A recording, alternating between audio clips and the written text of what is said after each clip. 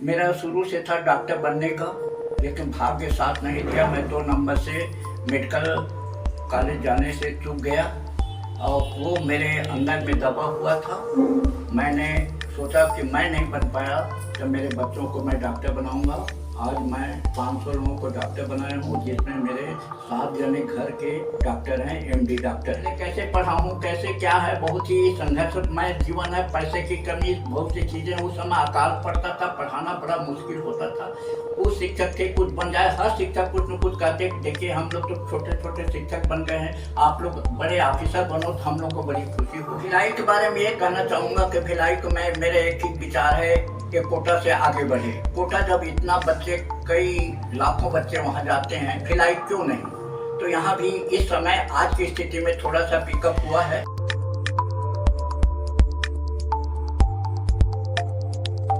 मैं शिव कुमार सिंह आप लोगों का स्वागत करता हूँ। साथियों, आज हम मार्गदर्शन प्रोग्राम करने जा रहे हैं, जिसका मकसद गुरु जी लोग का जो मार्गदर्शन है वो रहेगा। एक्चुअली अलग अलग गुरु जी लोग अलग अलग जो बच्चों को पढ़ाते हैं, विषय पढ़ाते हैं, उसको लेकर के जो गुरु जी लोग का स्ट्रगल है, उसके माध्यम से हम आप लोग सामने लेकर के आएंगे। साथियों, अलग अलग कोचिंग्स में पढ़ाने वाले जो गुरु जी हैं, उनका अपना एक स्ट्रगल रहा है और इसके बारे में इस प्रोग्राम के जरिए हम लोग आप लोगों को बताएंगे। आज हम ग्रेवाल सर क्या है जो कोरबा में प्रचार भी रहे हैं और रिटायरमेंट के बाद अब उन्होंने कोचिंग खोला है, कोचिंग में बच्चों के लिए। साथियों, हम लोग ग्रेवाल सर क्या है और यहाँ पर जो सर हैं करीब कोरबा में 15 साल प्रचार भी रहे हैं। उसके अलावा फिर बच्चों के लिए कोचिंग स्टार्ट करे हैं, उनको नीट की तैयारी कराते हैं। तो उनसे हम जानेंगे उनके लाइफ का स्ट्रगल क्या रहा, कैसा रहा, उनसे खुद ही जानेंगे, जानने का प्रयास करेंगे। आइए उनसे मिलाते हैं। सर नमस्कार, आपका गूंज लाइव न्यूज़ चैनल में स्वागत है। गुरुदीन गवेल पुरेना, वर्तमान में भिलाई छत्तीसगढ़ में रहता हूँ। सर आपसे शुरुआत से शुरू करते हैं। आपका जो शिक्षा, प्रारंभिक शिक्षा रही, उसके बारे में थोड़ा बताएं हमारे व्यूअर्स। प्रारंभिक शिक्षा ग्रामीण क्षेत्र से हुई। मैं बीएससी एमएससी साइंस का राजपुर से किया हूँ और शुरू से मेघावी रहा हूँ। सर आपका शुरुआती जो संघर्ष है कोरबा में था। कोरबा में आप रहे हैं, वहाँ प्रारंभ में आप प्रचार भी थे और टीचर भी रहे, तो उस समय के बारे में कुछ बताएं। मैं कोरबा में 25 साल रहा। 15 साल आपका लेक्चरर के रूप में, प्रिंसिपल के रूप में, और 25 साल लेक्चरर के रूप में कार्य किया। मुझे बेस्ट प्रिंसिपल, बेस्ट स्कूल का अवार्ड शासन द्वारा मिला है। 3 लाख का पुरस्कार रमन सिंह ने दिया था। कलेक्टर अशोक अग्रवाल ने पार्टी दिया मेरे को बेस्ट प्रिंसिपल अवार्ड मिलने के एवज में। सर आप क्या शुरू से गुरुजी बनना चाहते थे या कुछ और था आपका कुछ सपने के बारे में? मेरा शुरू से था डॉक्टर बनने का, लेकिन भाग्य साथ नहीं दिया। मैं 2 नंबर से मेडिकल कॉलेज जाने से चूक गया और वो मेरे अंदर में दबा हुआ था। मैंने सोचा कि मैं नहीं बन पाया तो मेरे बच्चों को मैं डॉक्टर बनाऊंगा। आज मैं 500 लोगों को डॉक्टर बनाया हूँ, जिसमें मेरे 7 जने घर के डॉक्टर हैं, एमडी डॉक्टर हैं। अगर बच्चों को नीट की तैयारी करनी है तो उसके बारे में थोड़ा बताएं। नीट की तैयारी के लिए बच्चे को सबसे पहले जज्बा उत्पन्न होना है उसको कि मुझे डॉक्टर बनना ही है। उसके लिए एकाग्रता और आपको सीरियसली उसको लेना है। शांत वातावरण में पढ़ें, अनुभवी सर के पास गाइडेंस लें। निश्चित ही उनको सिलेक्शन होता है। कभी कभी क्या है, 1 बार 2 बार, किसी को 3 बार ड्रॉप लेने पर सिलेक्शन। लेकिन बच्चे को हताश नहीं होना चाहिए, लगे रहना चाहिए। एक गुरुजी के तौर पर बच्चों को चयन करने के प्रोसेस होता है, वो कैसे आप चयन करते हैं कि आपको कैसे समझ में आता है कि ये बच्चों में काबिलियत है कि ये सिलेक्ट हो जाएंगे, या इसके बारे में क्या है? गुरुजी होता है। सिंपल से लेकर के जीनियस तक उसके पास आते हैं। जीनियस को तो सभी सिलेक्शन कराते हैं। सिंपल सामान्य लड़के को जो सिलेक्शन कराए वो गुरुजी कहलाता है। मैंने इसके लिए कोई मापदंड नहीं रखा है। जो बच्चे आया वहीं से मैं अपनी स्टार्ट करता हूँ, दे फॉलो मी, और मेरे आधार पे जैसे वो चलते हैं, निश्चित ही वो सिलेक्शन हो जाते हैं।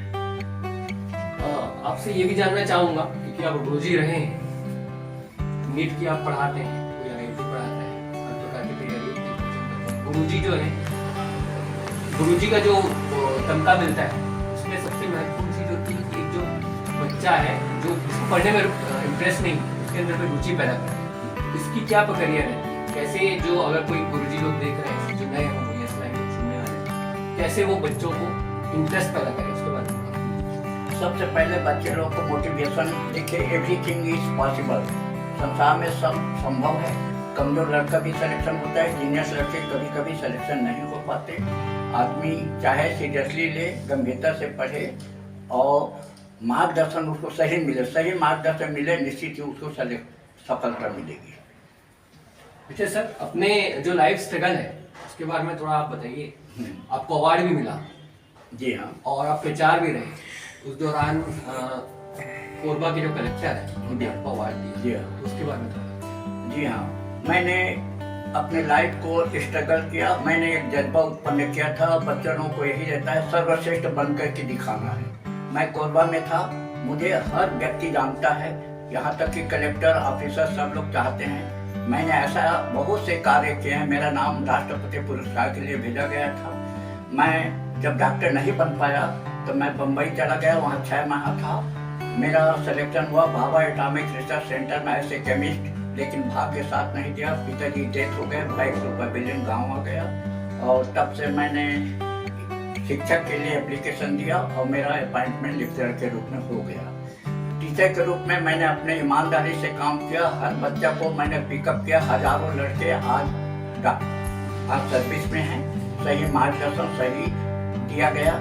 मैंने पैसा को महत्व नहीं दिया, बच्चों के प्रति मेरा लाइफ जो है समर्पित है, आज भी समर्पित है, आने वाला समय पर भी मैं बच्चों के प्रति समर्पित हूँ। सर, आपके जज्बे को मैं भी कई बार देखा हूँ और अभी उम्र के इस पड़ाव में क्या उम्र होगी सर आपकी? हाँ, मेरे उम्र इस समय 76 वर्ष हो रहा है। मैं 50 साल से नीट को पढ़ा रहा हूँ और अकेला ही पढ़ा रहा हूँ फिजिक्स, केमिस्ट्री, बायोलॉजी को, और मेरे बच्चे टॉप 10 से लेकर के फर्स्ट भी आए हैं नीट में। तो कैसे कर लेते हैं सर? ये जज्बा है, ये मन में है, आदमी को कुछ लेके नहीं जाना है इस संसार में, अकेले आए हैं, अकेले जाना है, जो कुछ रह जाएगा उसका कार्य। इसलिए मैं इसी भावना को लेकर के चलता हूँ और मैं ईमानदारी से बच्चे लोगों को पढ़ाता हूँ।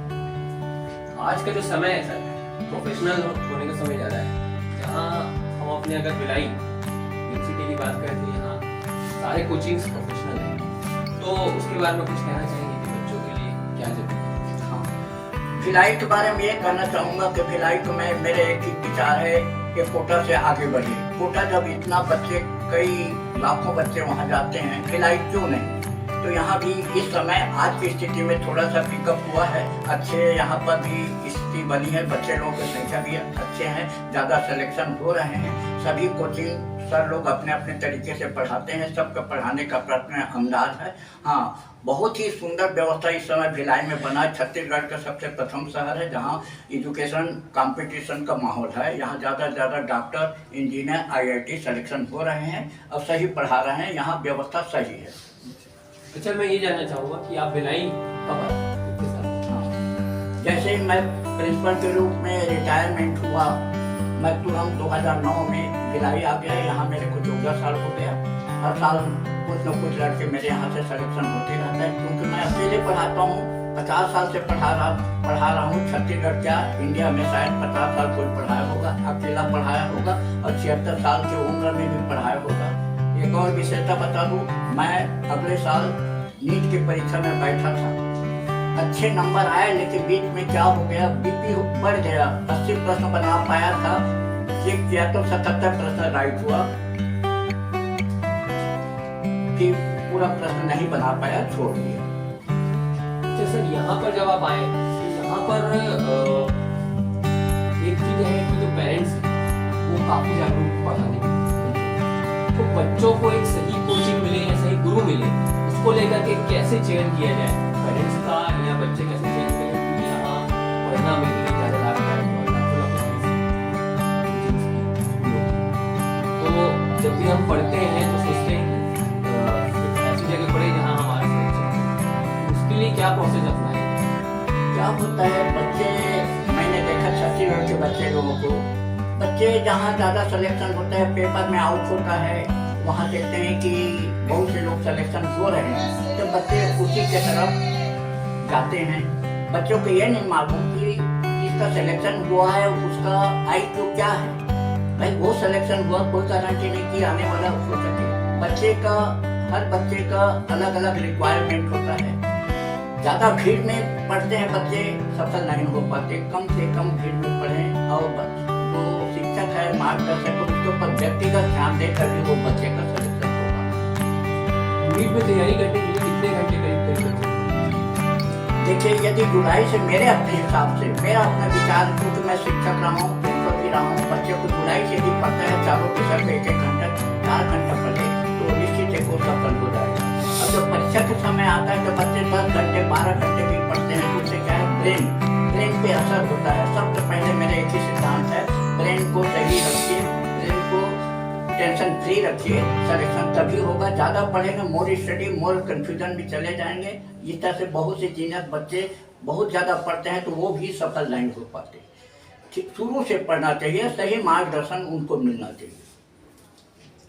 सर, आपका संघर्ष काफ़ी रहा है, काफ़ी टाइम रहा है, काफ़ी टाइम आप रहे, तो बच्चों के लिए कुछ संदेश देना चाहते हैं? हाँ, बच्चे को सबसे पहले मैं एक ही संदेश देना चाहता हूँ, सबसे पहले अपने माता पिता को जो इच्छा है उसको पहले पूरा करे। दूसरी बात, अपने में जज्बा उत्पन्न करे, भगवान ने, ईश्वर ने मुझे डॉक्टर बनने के लिए भेजा है, मुझे कुछ करना है। तीसरा ये है, मुझे सर्वश्रेष्ठ बन करके ही दिखाना है। ये मेरा संदेश है। बच्चे हताश ना हो, सफलता 1 बार 2 बार 3 बार में 4 बार में भी मिलती है, लेकिन अच्छी बात है, सफलता मिलती है तो ड्रॉप लेना कोई बुरा नहीं है। बच्चे कभी भी हताश नहीं होना चाहिए, अपने लक्ष्य बार बार ना बदले, उद्देश्य को बार बार नहीं बदलना चाहिए, जो उद्देश्य है उसके पीछे लगे रहें। अच्छा सर, आप गुरुजी हैं, हजारों लाखों बच्चों के गुरुजी रहे हैं और मार्गदर्शक भी। आपका गुरुजी कौन है? आपके मार्गदर्शक कौन रहे हैं? हाँ, शुरू से जो सर थे यही बताते थे कि देखिए कुछ करके दिखाइए आप लोग। मैं तो गांव से जुड़ा हुआ हूँ, है ना, पहले कैसे पढ़ा हूँ, कैसे क्या है, बहुत ही संघर्षमय जीवन है, पैसे की कमी, बहुत सी चीज़ें, उस समय अकाल पड़ता था, पढ़ाना बड़ा मुश्किल होता था। कुछ शिक्षक थे, कुछ बन जाए, हर शिक्षक कुछ न कुछ कहते। देखिए हम लोग तो छोटे छोटे शिक्षक बन गए हैं, आप लोग बड़े ऑफिसर बनो तो हम लोग को बड़ी खुशी होगी। इस तरह से वो लोग प्रेरणा देते थे और मोटिवेशन करते थे। तो साथियों, मार्गदर्शन प्रोग्राम में आज हम गेवाल सर के पास थे और उनसे जाना, उनका जो अनुभव था वो काफ़ी बच्चों के काम आने वाला है और आ ही रहा है। करीब करीब मान के चलिए सर को यहाँ पर 15-16 साल हो गए, जिसमें सर ने काफ़ी बच्चों को निकाला है। तो सिविक सेंटर में कोचिंग है मेडिकल पॉइंट भिलाई के नाम से, GD गेवाल, करीब उनको काफ़ी साल का अनुभव रहा है और हज़ारों की संख्या में नीट और IIT बच्चे क्रैक कर रहे हैं। अगर आप नीट की तैयारी कर रहे हैं, IIT की तैयारी कर रहे हैं तो यहाँ कोचिंग में आ सकते हैं। नीचे सर का नंबर भी दिया हुआ है, आप चाहे तो कांटेक्ट कर सकते हैं उन नंबरों से। ऐसे ही इसी प्रकार मार्गदर्शन जो हम ये प्रोग्राम चालू करे हैं, उसके पीछे का मकसद यही है कि बच्चों को एक सही मार्गदर्शन मिले और सर लोग का स्ट्रगल देखें, कोचिंग्स वालों का स्ट्रगल, जो सर को पढ़ा रहे हैं बच्चों को, उनका स्ट्रगल देखें, कभी हार ना मारें, क्योंकि आज का दौर बहुत जल्दी हार मानने वाला है। कुछ बच्चे तो सुसाइड तक कर लेते हैं छोटी छोटी बात पर। उसके पीछे का यही मोटो है इस कार्यक्रम के पीछे का। और आगे फिर किसी गुरुजी के साथ में हम इसी प्रकार की चर्चा करते हुए आपको मिलेंगे। फिलहाल के लिए मैं शिव कुमार सिंह, मेरा कैमरामैन साथी आशीष के साथ मुझे विदाई। नमस्कार।